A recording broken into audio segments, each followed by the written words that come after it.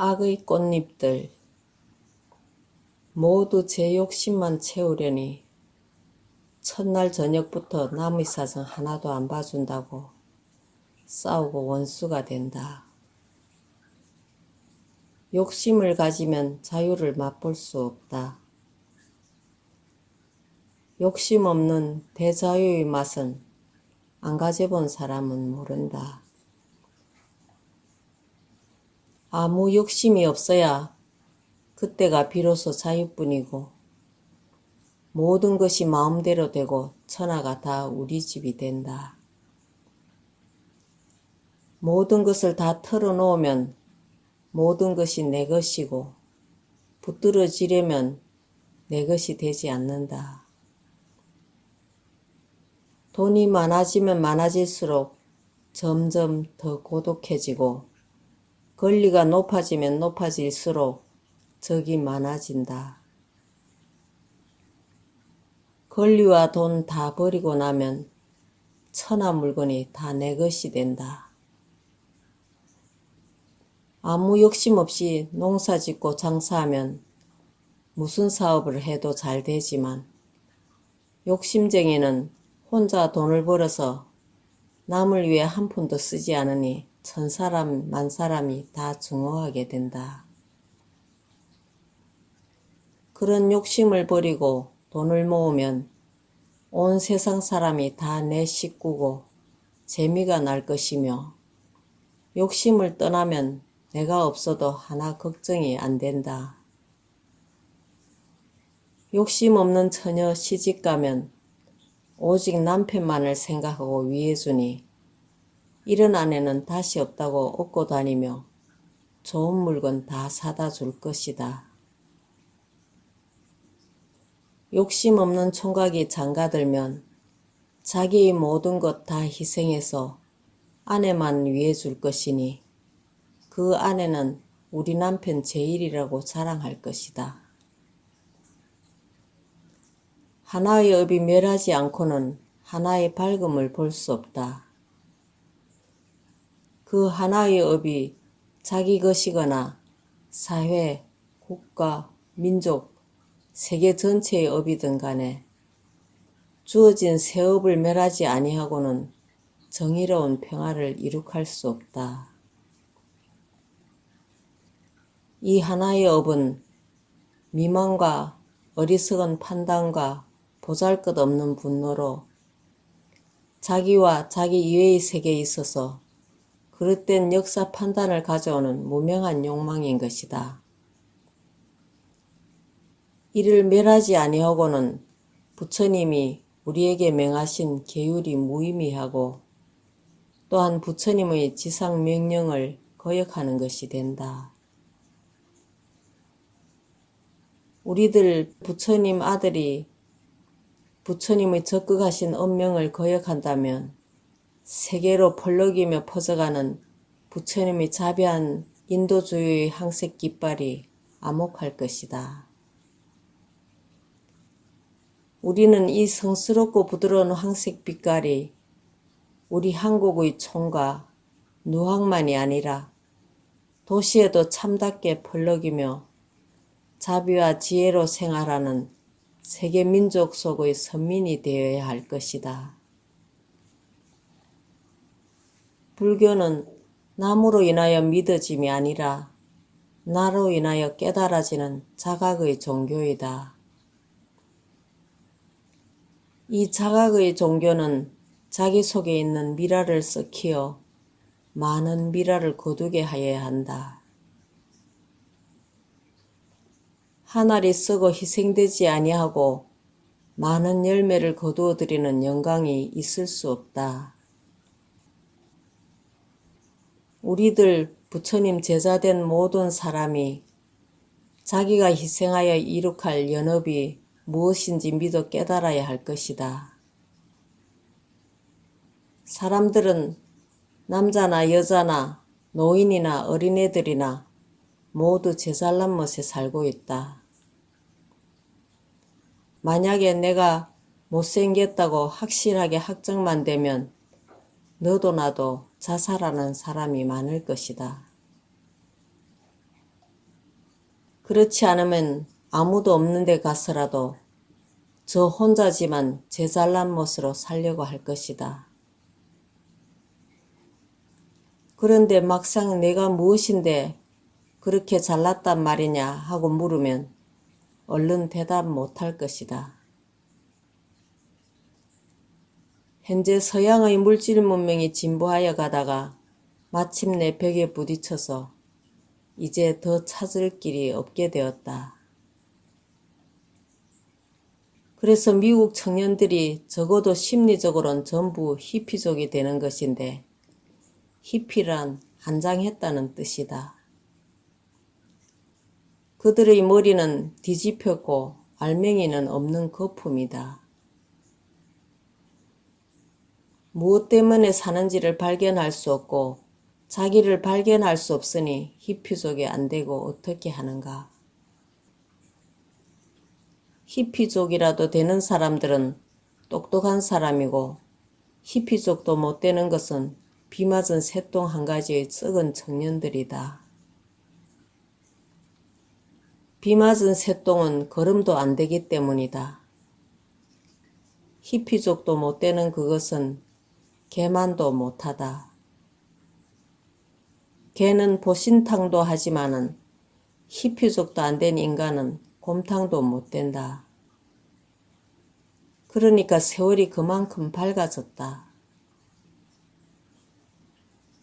미국 청년들은 무언가 생명에 애착이 있어 환각제를 먹을지언정 자살은 하지 않는다. 죽기는 뭔가 억울하다는 것이다. 덴마크 청년들은 미국 사람보다 앞서 있다. 그 사람들은 교육도 완전히 의무교육이고 교통도 무료, 의료기관도 무료고 전부 공짜로 살 수 있는 극락세계고 지상천국이다.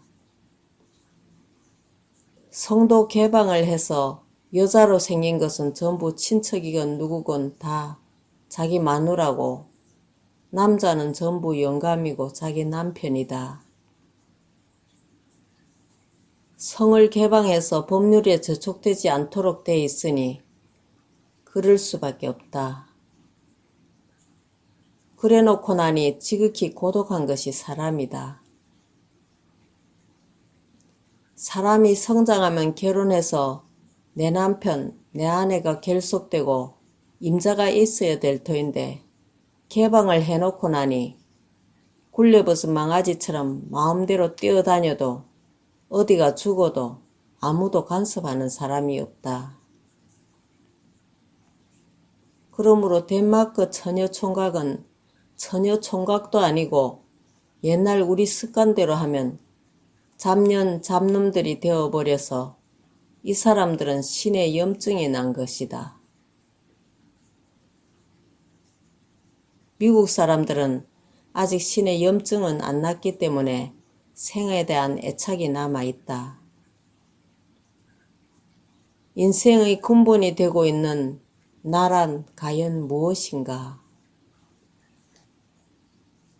죄를 짓고 사막도에 떨어져서 한없는 고생을 하기도 하고 복을 지어서 천상에도 나고 사람도 세상에 나와서 국왕 대신이나 큰 부자로 복을 많이 받기도 하지만 그 근본 주체는 다 마음이란 내가 하는 일이다.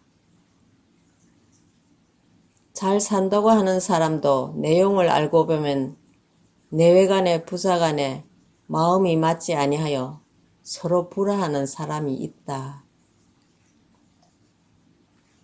이런 사람은 전생에 도둑질한 사람과 살생한 사람이다. 또 인덕 없는 것도 큰 고통이다. 부부간에도 맞지 않고 부자간에도 맞지 않으며 심지어는 식모하고도 맞지 않는다. 밥을 먹어도 소화가 안 되고 밤에 누워도 마음이 좋지 않아서 잠이 안 온다. 부모, 형제, 친구, 동네 사람까지 모두 나를 욕하는 사람뿐이다. 이런 사람은 전생의 내외간에 배신한 죄를 지은 사람이다. 죄업으로 지옥 같은 그런 무서운 업을 지으니까 인간 세상이 그렇게 점차로 나쁜 상태로 된다. 이것은 적은 삼재, 곧 소삼재라 한다.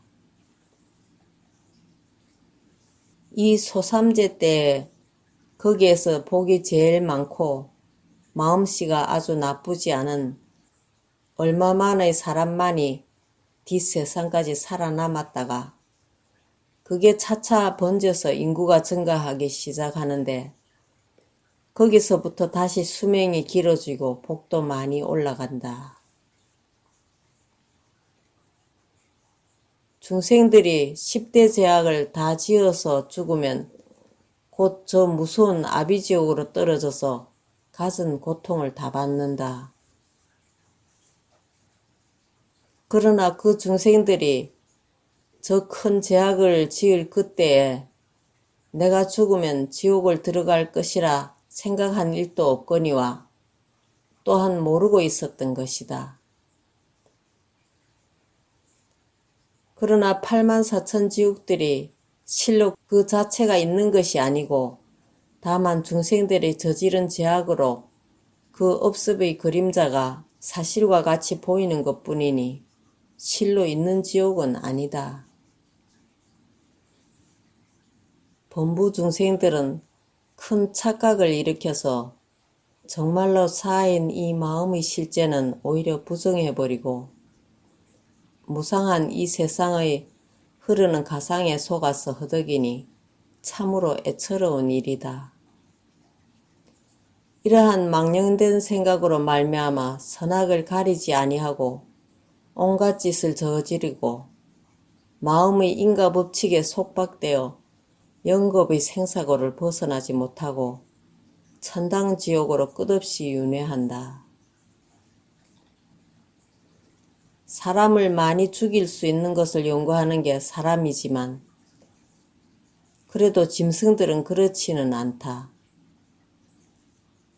그저 1대1로 싸우다가 하나가 지거나 하나가 이기거나 둘이 다 죽으면 끝날 뿐인데 어떻게 하면 좋은 무기로 사람을 하나 더 이상 많이 죽일 수 없나 해서 이렇게 경쟁이 심해져 점점 많은 죄업을 엮는다. 그래서 사람들은 극악무도해지는 말급에는 삼재가 일어난다. 사람의 나이 20세 정명이 되면 첫째 기근겁이 와서 흉년이 자꾸 들어 먹을 것이 없게 되고 둘째는 질병겁이 오는데 생전 이름도 내용도 알 수 없는 나쁜 전염병이 돌아다니면서 집집마다 모두 앓는 사람 천지다. 그 다음 세 번째는 도병겁인데 산천초목이 모두 칼날같이 보이고 창같이 모두 제업으로 현상계가 그렇게 되어서 닥치는 곳마다 몸을 상하게 되고 찔러 죽이기도 하고 모두 이런 것뿐이라는 것이다. 자유, 이놈 때문에 좋기는 하지만 큰 낭패다. 부처는 사람을 속이는 사람이요 사람은 부처를 속이는 부처다. 어느 사람이 참으로 속이는 사람이며 어느 사람이 진정 속는 사람일까? 정말 속지 말아야 하는데 과연 어느 곳에서 어느 순간에 어떻게 하여야 안 속는 사람일까? 정말 속이지 말아야 하는데 과연 어느 곳에서 어느 순간에 어떻게 하여야 안 속는 법인지. 부처와 중생의 틈이 어디쯤인지 번뇌는 보리가 아니고 보리는 번뇌가 아닌 것도 같은데 이 번뇌망상과 보리열반이 둘이 아니라고 하니 대체 무엇을 어떻게 알고 하는 것인지